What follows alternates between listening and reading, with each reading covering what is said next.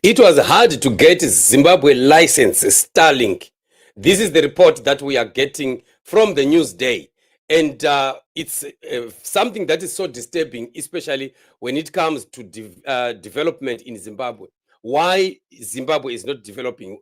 We do have a government that is busy destroying the nation, at the same time forbidding and blocking investment from happening very, very fast in Zimbabwe. So Starlink is complaining that it was not easy because of bureaucracy as well as corruption in Zanu for them to be able to finally make it and start operating in Zimbabwe, just like we have heard in the past days. Starlink, the satellite internet division of Elon Musk's SpaceX, has revealed that it was difficult to obtain an operating license in the country, exposing government bureaucracy that often stifles innovation and progress. Starlink, which aims to provide high-speed internet to remote regions, announced over the weekend that it was now available in the country.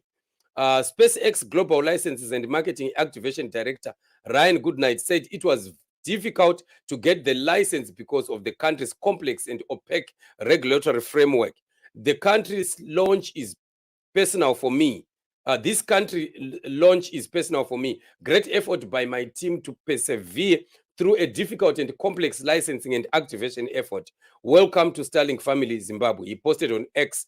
A senior official from the Information and Communication Technology, Postal and Courier Services Ministry admitted that the licensing process was complicated and cumbersome. The official pointed to outdated regulations and the need for multiple clearance of different ministries as the primary reason for the prolonged process. Further complicating the matter was government concern over Starlink's potential to disrupt their local telecommunications market. Zimbabwe's telecoms industry is dominated by a few key players, and the introduction of Starlink low-cost, high-speed internet service poses a threat to existing monopolies. Given that Starlink satellite will provide internet coverage across the entire country, some officials feared that this could lead to issues related to data sovereignty and control over the nation's digital infrastructure. This prompted further delays as Starlink was required to address these security concerns. High-speed internet is pegged at $50 a month plus $350 for a setup kit.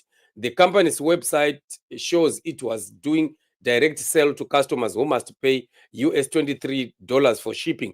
Customers who opt for the Starlink Mini, ideal for basic internet use and smaller households, but with a cap of 100 megabytes per second compared to the standard package with speed of up to 200 megabytes per second, will pay US $200 for a startup kit and a monthly subscription of US $30. So you can see, family, on your own that the idea of outdated regulations like what we are seeing here. You see, things are not improving in Zimbabwe. Imagine that right now we are now at a level where we are operating with the global market and the global world, where things have gone very, very complex and complicated. Things have developed in terms of technology. Zimbabwe will still be having regulations that are still talking about the ZBC news of long back. Before even there was social media, I'm sure the laws that we have are still talking about that. And instead of these ministers who are just dead wood, they enter into these ministries, they don't revisit all their regulations and rules. They don't upgrade the ministries to comply with the competing world because of one reason, because Zimbabwe is not in any competition. Zimbabwe is just a dead, a cold cabbage that is just sitting there and rotting, while other countries are striving to become better and fighting hard and finding out how other countries are updating and upgrading themselves. But in Zimbabwe, we don't have. Imagine when we have a minister like Tatenda Mavetera, who is a young person who enters into the office of ICT. Just imagine, and then she is busy running with goats for ZANU-PF in the farms there. What does that mean, really? What does that mean?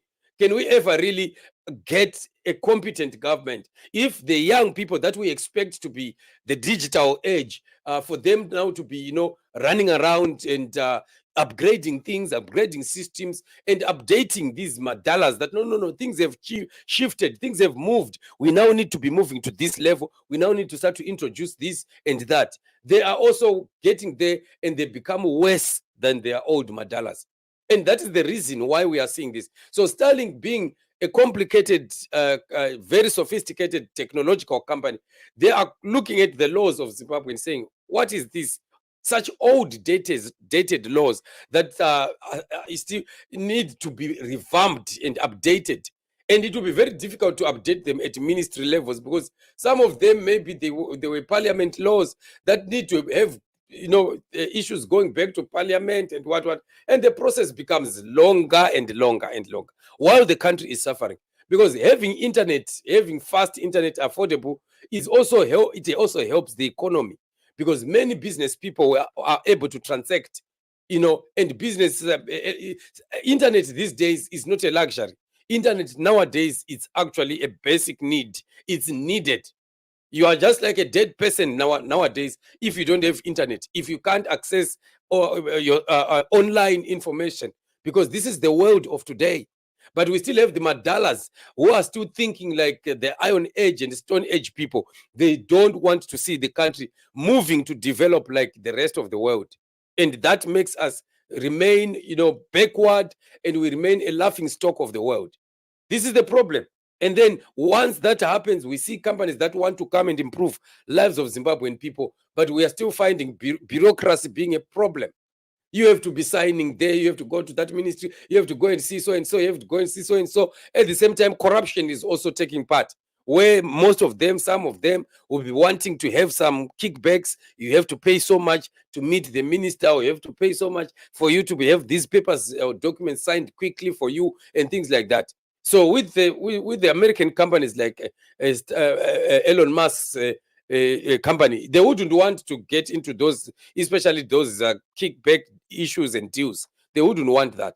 They would rather wait and push until they get their documents or paperwork done without them having to get into corrupt activities. And that is what delayed the operation of Starlink in Zimbabwe. But anyway, finally, that Starlink is now operating. We really are very excited, because we are expecting to see quite a great change in Zimbabwe, especially looking at how Zimbabwe has been using the US dollar. And people are used already to the US dollar for that matter. So $350 and $200 for the kit may not be too much, especially for quite a number of people. Yeah, quite a number of people can be able to afford that, because these are monies that even those that are running around selling things at the bus ranks, they can raise such amounts of money and can be able to have internet. Remember, it's just the kit that you buy once. You don't buy it every month. You don't buy it every day. All that you need maybe is the $30 or the $50 maybe for the monthly subscriptions. Otherwise, really, this is quite a good development. And ZANU-PF must learn to accept growth, must learn to accept technology.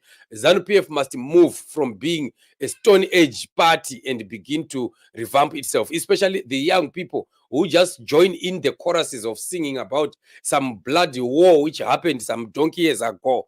These young people must begin to be moving away from the philosophies of the Mnangagwas and the Mtswangwas, and now Mtswangwa has been given a new name. They now call him Mr. Manizi.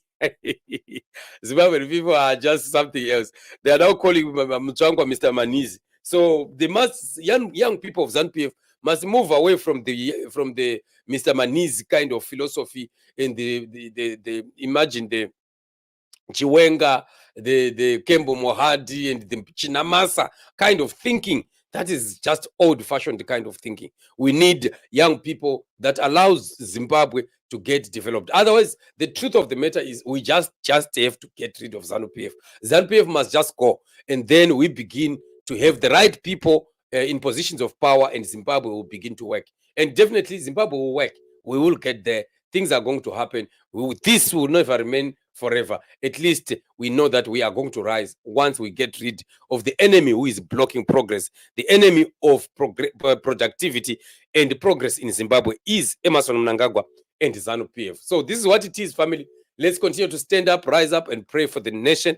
Let's continue to make sure that the information now has to be disseminated. Now that these airwaves are open, now internet is also available like everywhere. We need really to start to teach our people. We need to make sure that propaganda of ZANU-PF is debunked, especially in other areas where ZANU-PF has been monopolizing the idea of information. Now that people can be able to access information, I'm sure some people would also, join hands and, combine their money and buy the starter kit, and then they can share. Maybe two households can be sharing if it's possible. That will be very good, especially in the rural areas and in the growth points, because we want to have our people knowledgeable about what is happening, not just to wait for ZBC and maybe Studio 7. And I've also been talking about Studio 7. That Studio 7 is no longer that Studio 7 that we used to have long back. This is something else, like it has been bought. They are just now toothless. They are toothless. We can't rely on Studio 7 as a station that is now representing the idea of change and the freedom for Zimbabwe. They've just gone lukewarm. We need to have vibrant people, vibrant platforms that are speaking, that are educating our people in the rural areas, and to tell them the truth about what is happening in the nation, so that they come out of the propaganda of ZANU-PF. And once we control the narrative, it is going to be very, very easy for Emmerson Mnangagwa and ZANU-PF to go down. They will never continue to deceive our people the way that they've been doing for a very, very long time. So this is what it is. Sure. Information is power. Information is very, very important. Thank you so much, family, for joining me on the show. We will continue to be meeting in the upcoming shows. Remain blessed till we meet again, and shalom.